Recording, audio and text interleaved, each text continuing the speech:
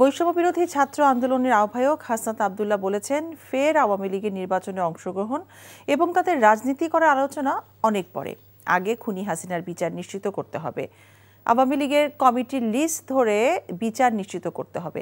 যারা বাক স্বাধীনতা হরণ করে জুলুম করেছে তাদের বিচার করতে হবে। আওয়ামী লীগ এবং ছাত্রলীগের পুনর্বাসন ঠেকাতে সবাইকে ঐক্যবদ্ধ থাকার আহ্বান জানান তিনি।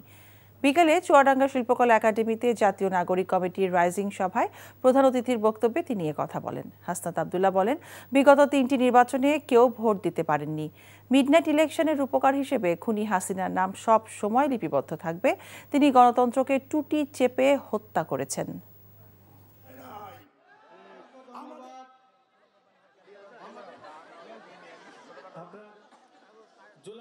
আওয়ামী লীগ নির্বাচনে আসবে কি আসবে না, আওয়ামী লীগ পলিটিক্যালি ফাংশন করবে কি করবে না, এই আলোচনা অনেক পরে। আগে খুনি হাসিনার বিচার নিশ্চিত করতে হবে। আওয়ামী লীগের কমিটির লিস্ট ধরে ধরে বিচার নিশ্চিত করতে হবে। যারা বাক স্বাধীনতা হরণ করেছে তাদের বিচার নিশ্চিত করতে হবে। তারা জুলুম কায়েম করেছে তাদের বিচার নিশ্চিত করতে হবে। 250-টিরও বেশি ডিজাইন অপশন নিয়ে ওয়ালটন স্মার্ট ফ্রিজ, বোঝে আপনার প্রয়োজন।